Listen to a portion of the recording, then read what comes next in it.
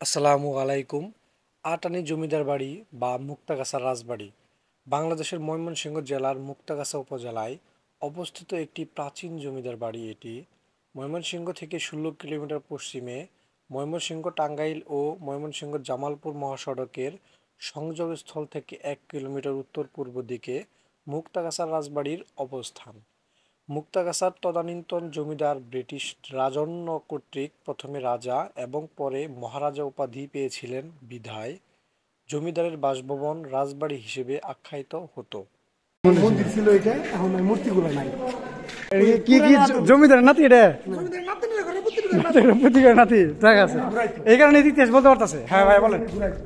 এটাতে ঘুরে এটা মঞ্চটা ঘুরতো আর ডান্স হতো, দিনকার একটা নাচ হতো নাকি। জাপানি ইঞ্জিনিয়ার দ্বারা এই দোতলা বাড়িটি নির্মিত। এটি জমিদারির হাভবন নামে পরিচিত ছিল। মুক্তাগাছা জমিদারির অংশ ছিল ১৬টি। এখানে ১৬ জন জমিদার শাসন করতেন। ২০০ বছর আগে কাঠগুলা দিছে, আর এখন যে ১০ বছর যাবো ওই কাঠের সাথে মিলবো না, মনে হয় যে আজকে লাগাইছে। ২০০ বছর আগের নতুন করে কোনো সংস্কার হয় দেখে মনে হচ্ছে যে রিসেন্টলি লাগাইছে, নতুন লাগাইছে। হ্যাঁ, সেটি তো বলতেছি। এত শক্তিশালী। ওই আমলের যে প্রসাদের জন্য বাথরুম ছিল, প্রজাদের বাথরুম ছিল। হ্যাঁ হ্যাঁ, এটা বাইর খানা, এটা হাম্মাম খানা। এগুলা এইখানে দুইটা ভাবে বিভক্ত, পুরুষ এবং মহিলা। আমরা সে আমলের একটি আলমারিও দেখতে পেলাম।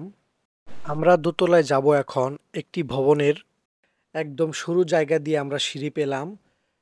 একটু ভাঙাচোরা পুরাতন, তাই খুব ভয়ঙ্কর। তবে আমরা খুব ভালোভাবেই দোতলায় পৌঁছে গেলাম।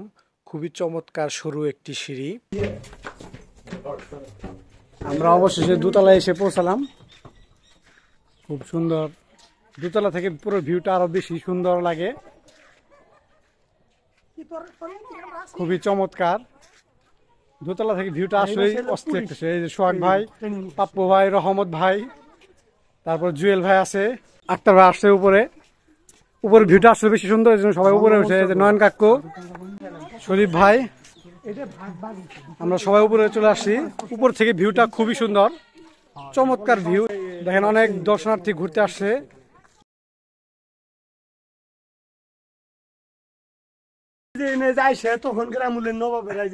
এই যে নবাবেরা, তখন গ্রামের নবাবেরা এসে এখানে বসে থাকতো, বসে আড্ডা দিত এবং চা খাইতো এবং গিয়ে এখানে বাইরের সুন্দর পরিবেশ দেখতো।